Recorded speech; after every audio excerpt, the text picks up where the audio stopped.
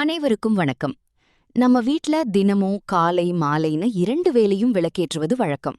ஆனா அந்த விளக்கை எப்படி ஏற்றணும், எந்த திரிய பயன்படுத்தணும், எந்த திசைய பார்த்து ஏற்றணும்னு சில சாஸ்திர முறைகள் இருக்கு.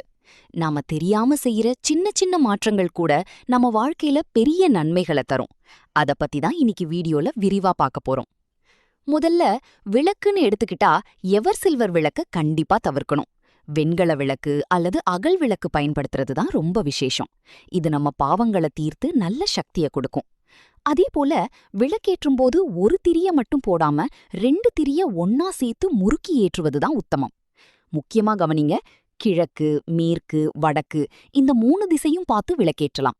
ஆனா தெற்கு திசை யமனுடைய திசை, அதனால அந்த பக்கம் பார்த்து மட்டும் எப்பவும் தீபம் ஏற்றக்கூடாது. நம்ம எந்த மாதிரியான வேண்டுதலுக்காக விளக்கேற்றுகிறோமோ அதுக்கு ஏத்த மாதிரி திரிகளை தேர்ந்தெடுக்கணும்.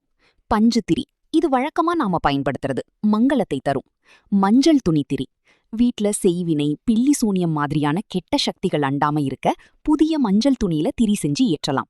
வாழைத்தண்டு திரி, குழந்தை பாக்கியம் வேணும்னு நினைக்கிறவங்க இத முயற்சி செய்யுங்க.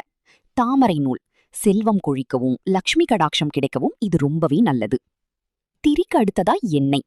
சகல சௌபாகியமும் வேணும்னா நெய் தீபம் ஏற்றுங்க. ஆரோக்கியம் வேணும்னா தேங்காய் எண்ணெய் மற்றும் இலுப்பை எண்ணெய் கலந்து பயன்படுத்தலாம். யமபயம் நீங்கி நீண்ட ஆயுள் பெற நல்லெண்ணெய் சிறந்தது.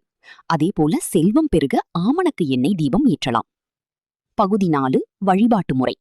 விளக்கேற்றும் போது பூஜை அறையில ஒரு பாத்திரத்துல நிறைய தண்ணி வைங்க, அது ரொம்ப நல்லது. அப்புறம் மிக முக்கியமான விஷயம், தீபத்தை தீப சரஸ்வதி, தீபலக்ஷ்மி, தீப துர்கான்னு சொல்லி உங்க குலதெய்வத்தையும் மனசுல நினைச்சு 12 முறை நமஸ்காரம் செய்யுங்க.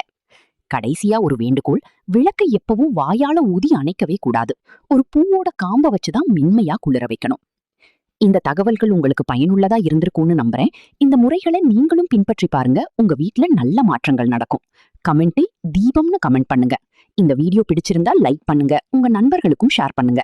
இது போன்ற ஆன்மீக தகவல்களுக்கு நம்ம சேனலை தொடர்ந்து பாருங்க. நன்றி.